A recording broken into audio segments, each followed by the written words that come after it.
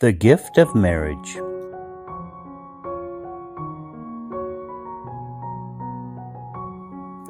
The story of love. Let us rejoice and exult and give him the glory, for the marriage of the Lamb has come, and his bride has made herself ready. The Bible tells us the very essence of God is love, his character, kingdom, and all creation, and the laws that govern it. Reflect God's love. God is bound by the law of love. When we say law, we mean a binding force that is unchanging, eternal, and everlasting. The law of love is the governing power and identity of who God is. That is why we say God is love.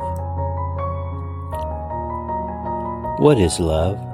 This is how God showed his love among us. He sent his one and only Son into the world that we might live through him. This is love, not that we loved God. We did not because we were enemies of God, but that he loved us and sent his Son as an atoning sacrifice for our sins.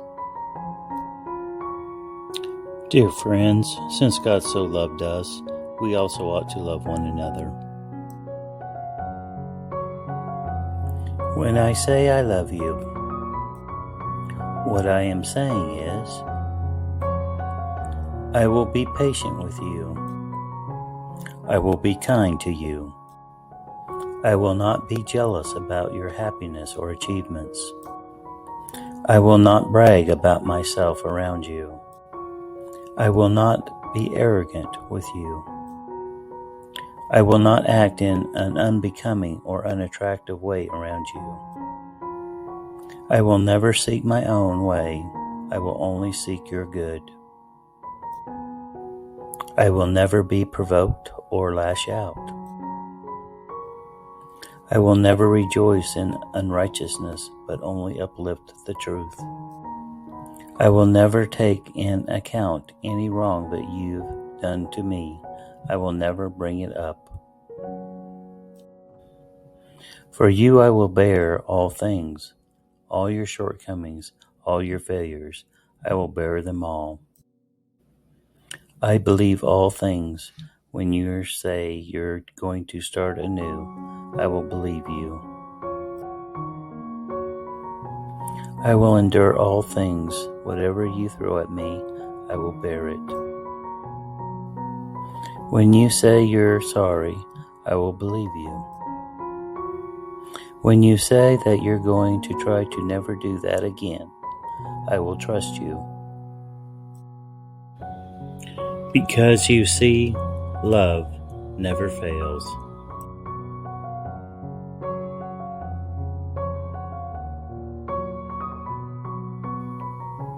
Love is not a feeling or an emotion. It is a principle of action.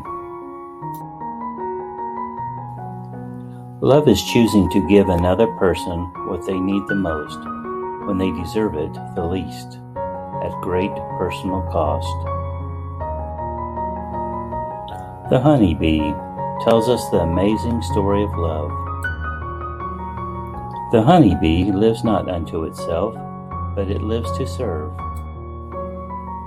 It goes from flower to flower, gathering nectar, and as it does, it's transferring pollen from one flower to another. Pollen is an essential part of plant reproduction. The pollinated flower later yields fruit and seeds, and thus continues the cycle of life for the plants and trees. The honeybee takes the nectar back to the hive, where it becomes honey to sustain its family. This cycle of life and love is repeated where the bee is dependent on the flower and the flower is dependent on the bee for life. The law of love is seen in all of nature. To God be the glory. If the honeybee can illustrate the love of God, let us look at the glory of marriage. The Tribune Council of God before the creation of time wanted to create humanity to reflect the image of God, his love. Humanity was created as a beautiful object lesson to reveal the glory and majesty of God's love to the universe. God created a beautiful home for Adam and Eve. On the first day, God made earth, space, time, and light, and said, "It is good." On the second day followed the atmosphere, and God said, "It was good." The third day he made dry land and plants, and God said, "It was good." The fourth day God made the sun, moon, and stars, and God said, "It was good." The fifth day he makes the sea creatures and the birds, and God said, "It was good." On the sixth day God created the animals and Adam. God formed man from the dust of the ground. God gave man dominion over the earth, and Adam named all the animals, both male and female. Adam notices there is no companion for him, and God says something not heard for the past 5 days. God said, "It is not good that man should be alone. I will make him a helper comparable to him." Why did Adam need a companion? Man was placed in a perfect world, in a perfect environment, and he himself was perfect. God and Adam had a perfect relationship, but God defined it as not good. Man, Adam, is not complete without a companion. Love must be shared, enjoyed, celebrated, embraced, and bestowed to be complete. If there is no one to share experiences and challenges with, then humanity is incomplete, and God has said it is not good. God designed marriage to be an object lesson or an illustration of God's love. God created male and female in His image, and He created them. The illustration of God's love, His image, could not be complete in Adam alone. The celebration of marriage is a beautiful illustration of God's love.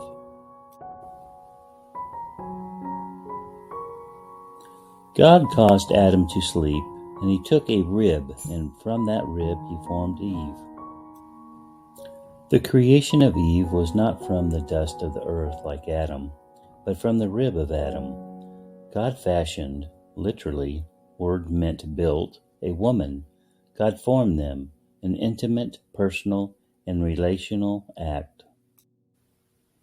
Then God brought Eve down to Adam, who I assume was just waking up. The first recorded words of Adam were, "This is now?"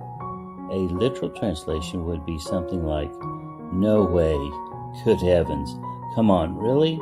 etc. Phrases of unbelievable. Poor Adam, after recovering from his shock, continued speaking. "This is bone of my bones and flesh of my flesh," meaning, how could I not cherish her or reject her, for I would be rejecting myself.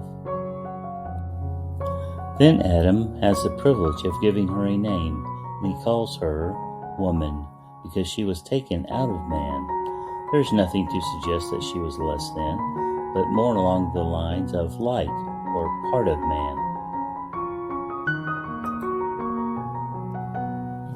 God's love and the purpose of marriage.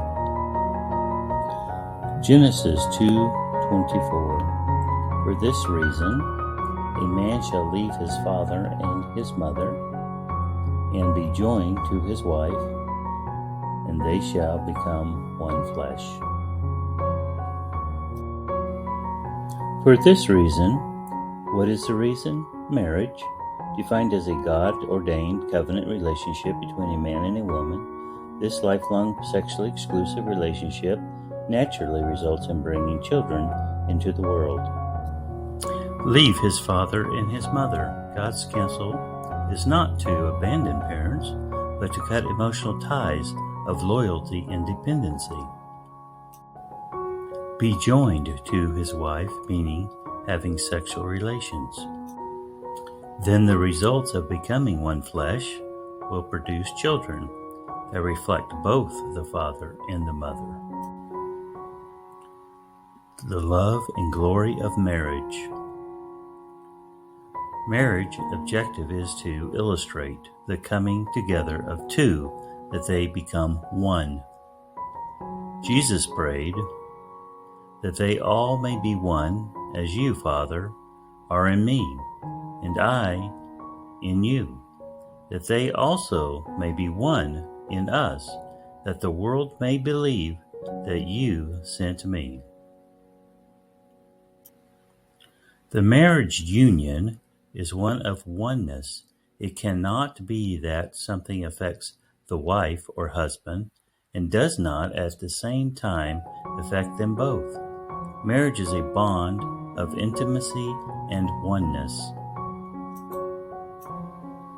The marriage relationship is like no other. No, it is the union of two people. They are bone of one another's bone, flesh of one another's flesh. Their relationship is the state of their union. Marriage is a covenant, union of oneness between a man and a woman. It is not grounded in the response to the spouse's behavior, feelings, or desires, but rather it is rooted in the faithfulness to one's word as expressed through unselfish love. Within marriage, man glorifies God through displaying God's love, as he aims to selflessly sacrifice on behalf of his spouse. In marriage, love is expressed through action, namely through putting to death one's selfishness and the deference to his spouse. Marriage is a call to lay aside one's selfishness and to pursue the best interests of one's spouse, following the model of the servant leadership of Christ. The hallmark of marriage is selfless, loving sacrifice. Marriage glorifies God by illustrating His love. Marriage, as originated, was to reveal how God wanted union and oneness with mankind. His very image and essence of who God is was illustrated in the marriage covenant.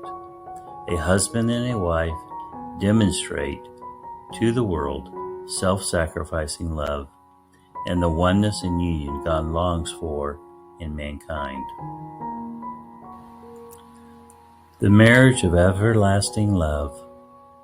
The meaning of marriage is that Jesus has given his life for his people, his bride. The call of a husband to lead by giving and not taking shows us Jesus, who did not protect himself and his comfort, but sacrificed himself for us. Jesus is the husband who does not claim special privilege, but shoulders more responsibility to love his bride with affection, allegiance, and action. Let us rejoice and exult and give him the glory, for the marriage of the Lamb has come, and his bride has made herself ready.